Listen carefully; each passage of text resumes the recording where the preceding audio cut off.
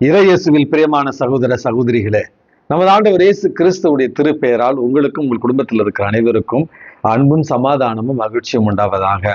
அன்புமிக்கவர்களே, April மாதம் 6ஆம் தேதி தாயாம் திரு அவை திருத்தந்தை முதலாம் செலஸ்டின் என்பவருடைய நினைவு நாளை கொண்டாடுகிறது. ஈஸ்டர் காலத்தினுடைய உயிர்ப்பின் காலத்தினுடைய எண்கிழமையில முதலாவது நாளாக நம்ம இருக்கிறோம். அன்புமிக்கவர்களே, இந்த அருமையான நாளில் இயேசு கிறிஸ்துவனுடைய உயிர்ப்பின் பெருவிழா மகிழ்ச்சியை உங்களோடு பகிர்ந்து கொள்கிறேன். இந்த ஈஸ்டர் பெருவிழா திருப்பலியில உங்களுக்காக நான் ஜெபித்தேன். உங்கள் குடும்பங்களுக்கு இயேசுவினுடைய உயிர்ப்பின் செய்தியாக கொடுக்கப்பட்ட அமைதியும் சமாதானமும் மகிழ்ச்சியும் நிரம்ப கிடைக்க உங்கள் அனைவருக்காகவும் ஜெபித்தேன். நம்முடைய குடும்பங்களுக்காக ஜெபிக்கிற நாம் உலகம் என்கிற இந்த ஒரு குடும்பத்திற்காக ஜெபிக்க கடமைப்பட்டிருக்கிறோம். மத்திய கிழக்கு பகுதியில் இன்னும் போர் நிறுத்தப்படவில்லை. ஆகவே உலகத்துல அமைதி நிலவ, அதுவும் குறிப்பான விதத்துல மத்திய கிழக்கு பகுதியில அமைதி நிலவ, போர் நிறுத்தப்பட தொடர்ந்து ஜெபிக்க உங்களை அன்போடு கேட்டுக்கொள்கிறேன். அன்புமிக்கவர்களே, இன்றைக்கு நாம் நினைவு கூறுகிற புனிதர் திருத்தந்தை புனித முதலாம் செலஸ்டின் என்பவருடைய நினைவு நாள் தான். இவர் திருச்சபையுடைய வரலாற்றில் 5வது நூற்றாண்டுல வாழ்ந்த ஒரு புனிதராக கருதப்படுகிறார். இவருக்கு முன்னும் இருந்த திருத்தந்தையினுடைய செயலராக இருந்து அதற்கு பிறகு இவர் திருத்தந்தையாக உயர்த்தப்பட்டார் என்று தான் இவருடைய வாழ்க்கை வரலாற்றில் நம்ம வாசிக்கிறோம். ஆன்மீகமிக்கவர்களே, இந்த திருத்தந்தையினுடைய வாழ்க்கையில 2 முக்கியமான காரியங்களை நம்ம நினைவு கூறுகிறோம். அதாவது நெஸ்டோரியனிசம் என்று சொல்லப்படுகிற ஒரு தப்பிரை, ஒரு தவறான ஒரு கொள்கை.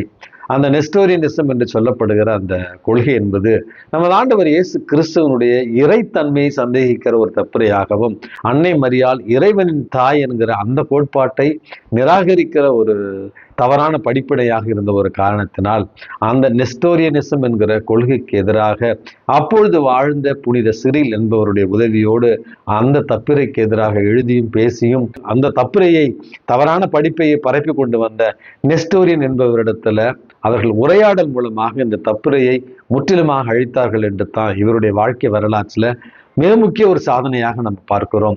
2வது, இந்த திருத்தந்தை புனித முதலாம் செலஸ்டின் தான் புனித பேட்ரிக் அவர்களை அயர்லாந்து தேசத்திற்கு வேத போதக பணிக்காக பணித்த ஒரு திருத்தந்தையாகவும் கருதப்படுகிறார்.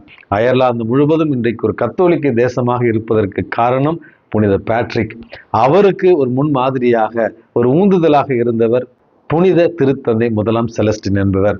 அன்புமிக்கவர்களே, இந்த புனிதரை போல நாமும் இறைவனுடைய சித்தத்தை நம்முடைய வாழ்க்கையில நிறைவேற்றிட வேண்டிய ஒரு வரத்திற்காக இன்றைக்கு மன்றாடி ஜெபிப்போம். இந்த ஈஸ்டர் பெருவிழா காலங்களில நமக்கு கொடுக்கப்பட்டிருக்கிற நற்செய்தி வாசகம் நேற்றைய உயிர்ப்பின் நற்செய்தியினுடைய ஒரு தொடர்ச்சியாகத்தான் இருக்கிறது. அதாவது இயேசுனுடைய கல்லறைக்கு நறுமண தைலத்தோடு சென்ற மகதலேன் மரியாம், அவரோடு சென்ற ஒரு சில பெண்கள் அங்கே வானதூதரால் அறிவுறுத்தப்பட்டு இயேசு உயிர்த்து விட்டார், கலிலேயாவுக்கு அவர் சென்று கொண்டிருக்கிறார் என்கிற அந்த செய்தியை அவர்கள் தாங்கி வியப்போடும் மகிழ்ச்சியோடும் ஆச்சரியத்தோடும் செல்லுகிற நேரத்துல நமது ஆண்டவர் இயேசு கிறிஸ்துவை அவர்கள் எதிர்கொள்கிறார்கள். அன்புமிக்கவர்களே, நமது ஆண்டவர் இயேசு கிறிஸ்துவை எதிர்கொண்ட பிறகு உயிர்த்து விட்டார் என்று தெரியாமல் அவர் இன்னும் உயிரோடு தான் இருக்கிறார் என்று அவருடைய கால்களை பற்றி கொள்ள முயற்சி செய்கிறார்கள். ஆண்டவர் ஏற்கனவே உயிர்த்து விட்டார். அவர்களுக்கு அறிவுறுத்துகிறார் தான் உயிர்த்து விட்டதாகவும், தன்னுடைய சகோதரர்களை, திரு தூதர்களை கலிலேயாவிற்கு செல்லவும் தான் அங்கேயே இருப்பதாகவும் அவர்களிடத்துல அவர் அந்த அறிவுறுத்தலை கூறுகிறார். அன்புமிக்கவர்களே, அவநம்பிக்கையோடும் அச்சத்தோடும் பயத்தோடும் வந்த இந்த பெண்கள் இயேசுவை கண்ட பிறகு நம்பிக்கையோடு இந்த உயிர்ப்பின் நற்செய்தி அறிவிக்கின்ற முதல் நற்செய்தி அறிவிப்பாளர்களாக அவர்கள் மகிழ்ச்சியோடு விரைந்து செல்லுகிறார்கள் திரு தூதர்களிடத்துல, சீடர்களிடத்துல. ஆனால் இதனுடைய 2வது பகுதியில இந்த உயிர்ப்பை கண்கூடாக பார்த்த படை வீரர்கள் பணத்தை வாங்கி கொண்டு இயேசுவுக்கு எதிராக அல்லது இந்த உயிர்ப்புக்கு எதிராக சீடர்கள் இரவில் திருடி கொண்டு சென்று விட்டார்கள் இயேசுவினுடைய உடலை என்கிற ஒரு பொய்யான பரப்புரையை செய்த ஒரு செய்தியையும் நற்செய்தியில 2வது பகுதியில நம்ம பார்க்கிறோம். அன்புமிக்கவர்களே, சமீப காலங்களில் இந்த தவ காலத்துல பல இடங்களில் தியானம் கொடுப்பதற்காக நான் சென்றிருந்தேன். பல பங்குகளில் ஒப்புரவு அருட்சாதனத்துல பலர் முதலாக நாங்கள் இயேசுவை அறிந்திருக்கிறோம். புதிதாக கத்தோலிக்க திரு அவைக்கு வந்திருக்கிறோம். கத்தோலிக்க திரு அவையில உண்மை இருப்பதை நாங்கள் உணர்கிறோம். கத்தோலிக்க திரு அவையில கிறிஸ்தவ அப்போஸ்தலிக்க பாரம்பரியம் இருப்பதை நாங்கள் உணர்கிறோம். கத்தோலிக்க திரு அவையில புனிதர்களுடைய சமூக உறவையும் அன்னை மரியாளுடைய பிரசன்னத்தை நாங்கள் உணர்கிறோம். கத்தோலிக்க திரு அவையில 7 அருட்சாதனங்கள் மூலமாக அந்த அடையாளங்கள் வாயிலாக இறைவனுடைய பிரசன்னத்தை எங்களால் உணர முடிகிறது என்று முதலாக கிறிஸ்தவத்தை ஏற்றுக்கொண்டு கத்தோலிக்க திரு அவையினுடைய உண்மைகளை அவர்கள் புரிந்து கொண்டு கிறிஸ்துவனுடைய பிரசன்னத்தை உணர்ந்தவர்கள் பல பேர் ஒப்புரு வருஷாதனத்துல என்னிடத்துல அவர்களுடைய நம்பிக்கையை ஒரு சாட்சியமாக பகிர்ந்து சென்றார்கள்.